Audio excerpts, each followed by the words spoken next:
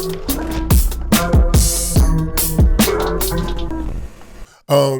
saw your interview on Boss Talk, a dope interview, and of course you came at another legend, as we said earlier, Shawn Cotton, Say Cheese TV. Congratulations to you. You started your podcast, Eat Greedy. Right. TV. You know, it's been, you know what, that shit been going. It's just some nigga tapping in. I've been having that. Like, you will get footage. If you type in Eat Greedy TV, you get some footage from 12, 13 years ago, you know, so it's just something we rocking. I've been subscribed to your channel when we interviewed the first time, but I'm saying the podcast. Yeah, it's just something we just tapping in. Yeah, seeing that your status of what you had in the city and what you've been through, what you experienced, and for the first time the world get to see it and hear you talk about it yourself, not necessarily on another interview platform. I think that's dope, and I think that's very genius of you to sit down. Because we'd love to see you sit down with your other peers, like the Tum Tums, like the Pimpsters, like you know what I'm saying, things of that nature. That's what it's for. That's dope.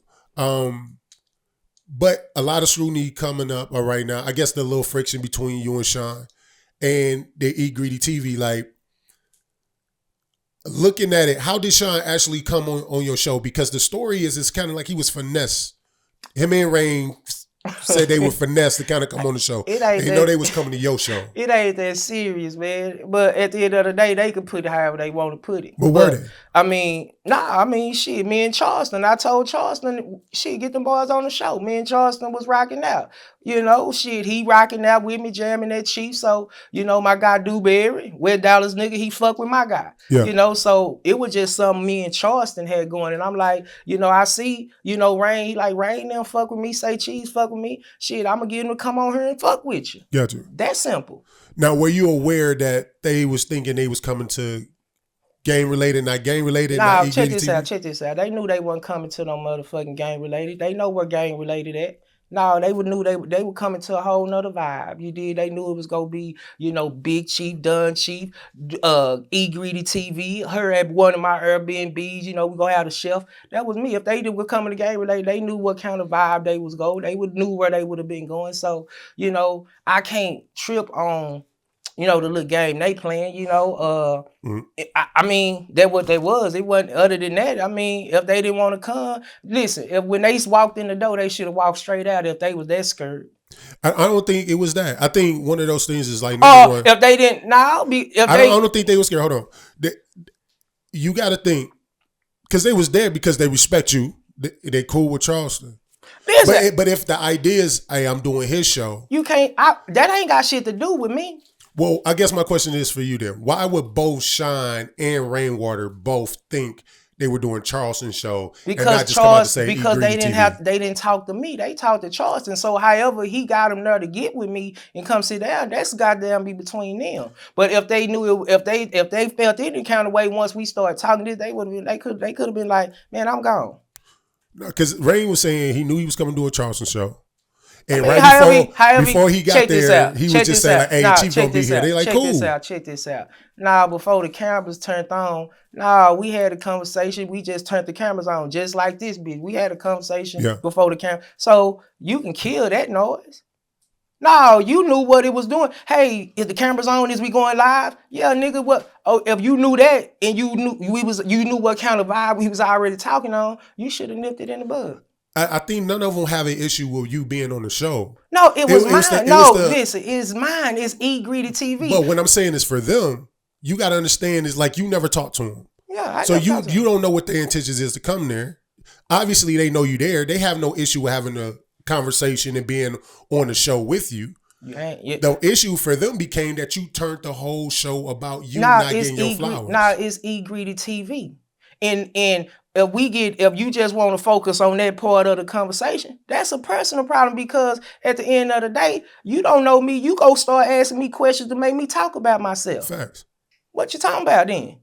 But watching the show, you really did just talk about yourself. Like you start pressing them about you. It wasn't like they was a guest on there. You was like, hey, let me talk about what you doing. Da-da-da-da-da. It was like, hey, man, why I ain't getting my flowers? Why you ain't posting me, man? You know who I is. I'm a legend. I ain't say shit like that. Now you being funny. No, I'm dead serious. I ain't say no, hey, why you ain't post me? No, it was a whole moral behind everything I was saying. So you never said on the interview or why you weren't getting posted, why you weren't being supported? What did I say before that? I said a boatload of shit, but the whole thing was, hey man, I gave you some love at a time when you needed a vibe, you need an alley-oop, just like, don't get it twisted, bro. You sitting there talking to me, your first interview, I was checking your shit out. Your shit spiked when you got done, Chief, on your shit. It definitely helped. So at the end of the day, it's just like that with Say Cheese. Let's go back 7 years ago. He wasn't at that vibe then. It was pretty much me.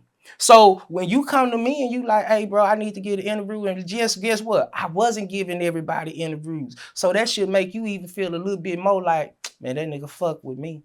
And I know he wasn't getting people interviewed, but I got one. And when you did get one, it was one of your most at that time. So let's fast forward 6-7 years later. Now you got your motion, and I'm coming back out working.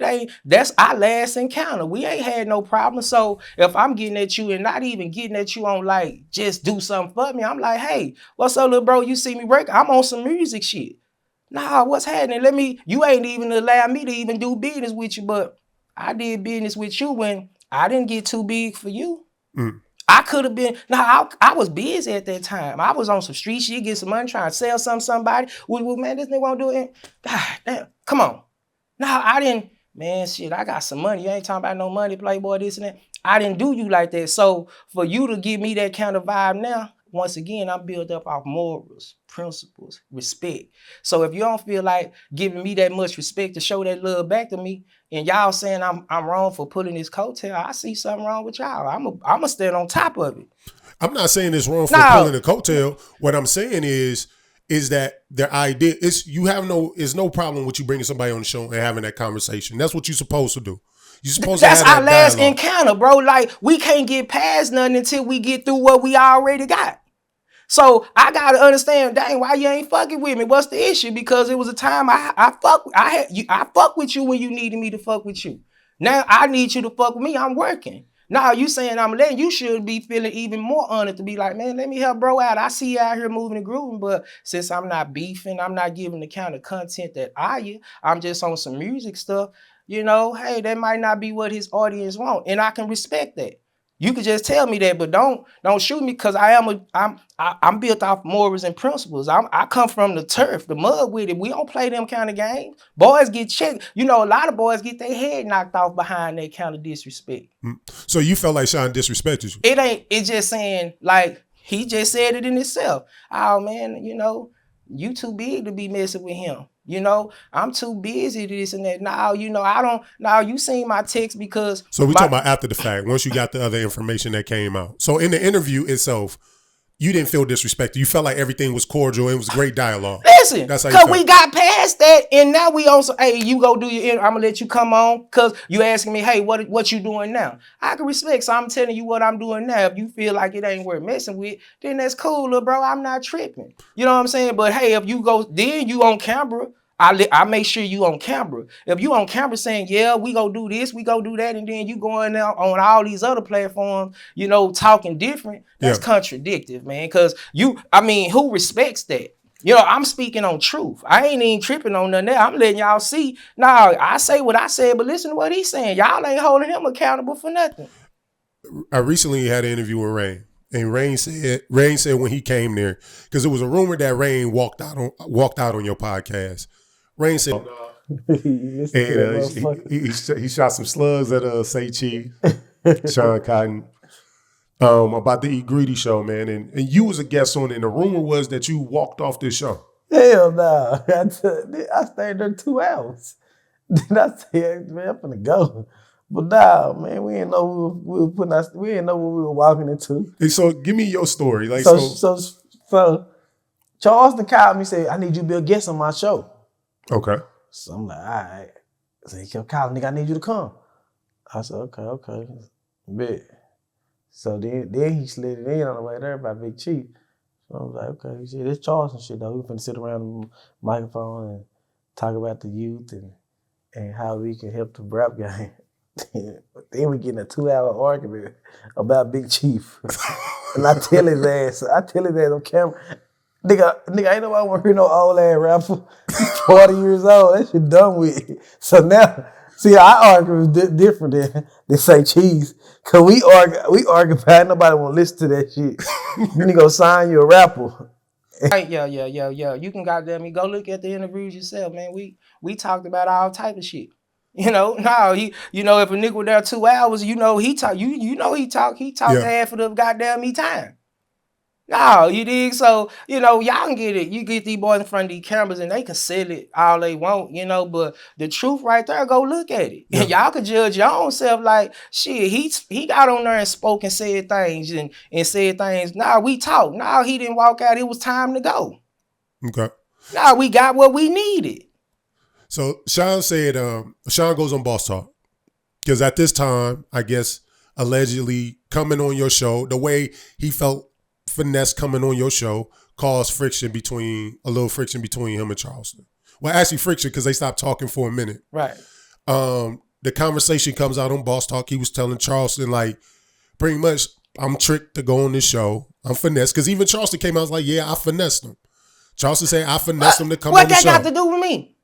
But I'm saying that for you because, hold on one second, because you got to understand, if they thought they was really coming to do a show for Charleston and then the conversation of the whole podcast, majority of it turned about you not getting your flowers, you can understand. Listen, they thought they was coming in to talk about something else. Charleston wasn't never really in none of the interviews. Quit playing. No, they knew what they was in. Charleston was there, this and that. He wasn't there. Y'all can go look. He wasn't. That's what people gonna be like. Why Charleston at? Because they knew what it was. But like, Charleston saying he finessed them to get but there. Hey man, check this out. That's a them and Charleston problem. That ain't a Chief problem. I'm because me, it's a Chief problem, yes you Chief. is I'm because saying, you said you want me to listen. Wait up. You want me to understand that. You want me to understand from them when I'm like, that's something between them, bro. Now, when they got there with me and we started conducting our conversation before the camera came on, they could have been saying, nah, we ain't with this because before it came on, we had to have a talk. Hey, what's going on? They ain't seen no gang related where it's cooking and this and that. So they go be inquiring, hey, what's going on? What's this? What's happening? And I had to tell them it wasn't no Charleston, it wasn't no Dewberry, nobody else in there. They talked to me. So before them cameras came on, they had an opportunity to be like, man, I ain't finna do this shit. And it is what it is. So for y'all to sit there and enjoy the ambiance and do this here, man, miss me with that. Because we had a conversation before the cameras came on because they wanted to know where the fuck they was at. Nah, we was way in Legacy West. Charleston from Funky Town, that nigga from North Arlington, Rainwater from wherever he from. I'm from West Dallas. We in Legacy West. So now they ask questions and I answer them. So you feel like being in a different location, just a luxurious spread that you put out for them, you know what I'm saying? That should have been an indication enough that they weren't on Charleston show. I mean, I deal in logic. You go look at everything Charleston doing. It ain't never that ambiance. But I mean, they relationship with Charleston, why would they think he would lie to him? I mean, hey, he get on that shit and do a lot of stuff. I can't speak for them. I can't see what you want me to do is think and speak. I can't do it. I'm just telling you what it is, what we did. Nah, they was there. So it don't matter if he said it not. When we had the conversation off the camera, that was more than enough information to be like, hey, man, oh, that's what we doing? Nah, I ain't with that. Before we move off the topic, it's kind of like one of those things. Like somebody having a respect for you. Like, I was kind of finessed to get here. I'm here. I find out it's something else, but it's with you, and I respect you. I'm already here. I'm going to do it. But if the cold conversation is still like thinking like, okay, we're going to be talking about community. Man, we don't eat. We don't eat greedy TV. Anything dealing with eat greedy is dealing with Chief. Okay. So Shawn on Boss Talk. And so Charleston kind of digging at Shawn on social media. He throwing his jabs at Say Cheese, calling him Say Cheesy. You know, doing what Charleston do. He in character mode. So Shawn breaks a story of why they fell out, and he say, hey, pretty much I was finessed to come on. Right. Think I was coming on his show, but I was on Chief's show. No disrespect to Chief. Chief is a legend. I thought we was gonna come on there. Older guys, is cryptocurrency, things of that nature. And I spend most of the time talking about Chief talking about why he ain't get his flowers. Man, check this out, man. I'm a street cat. That's that nerd talk. You know, if you dealing with Chief, we ain't talking about no cryptocurrency. Let's not play those games. That's weak, man. I'm a street cat, But man. I mean, I'm a street cat, but he music feel cat. like he No, older guy, so he gonna get some game on a he different didn't. level. No. He, when I asked him what he know about Chief, he said street shit. He didn't say shit about no currency or crypto. Street niggas get no crypto. No, not this one. Got you. So at the end of the day, that's flyby. So however he want to dress it up and be like, man, you grown, man. You could have got up and walked. So he make the statement, Charleston, pretty much, bro. You supposed to be on your way to be the Black Joe Rogan. You bigger than Chief. Essentially, he was. I mean, I guess he was saying that, hey, you working backwards. Like you should be building your platform to become nationwide, become this Spotify, get this Spotify deal, be this Joe Rogan. But you kind of finessing us to come backwards to go to Chief podcast, and so that kind of start cutting the friction. And so that was his disdain with Charleston. It's like, bro, why you got me coming over here? Because if I want to do Chief, at the end of the day, Chief can reach out to me and say, hey, bro. No, he can't. Not when you not answering. Not when you acting brand new. No, I can't reach out to you when you acting brand new. So I'm gonna tell my guy, man, he don't answer me, man. See if you can get him to come through. And that's what happened. So I can't. And that just obviously let me know that he didn't respect the love that I showed him. Yeah. No, let's fast forward 6 years, 3 years from now, and Big D Mogul is you bigger than Say Cheese, and you got a different level. You ain't go goddamn me handle me like that, I wouldn't think. No, cause you gonna be like, man, bro, fuck with me when I first came to that. He fucked me because you was my first interview. I don't think that, but if you do, then I'm be like, shit, I'm gonna put you in the category of Say Cheese, especially if you see me working and you built out morals and respect. So at the end of the day, what I did with Say Cheese is what that was, and if anybody, and for him to see like, man, because maybe I'm not the only one he done it to. Maybe it's a lot of people out here like, man, I did some things, for that boy, and that boy don't even mess with a nigga. He think he too big. But what made you think just because is it a timing because he ain't answer you on your time? Because I'm gonna be honest, I'm close to wait up. I'm close to Shawn. Everybody that ever dealt with Shawn knows that you are gonna get put on ice at some point. That is him.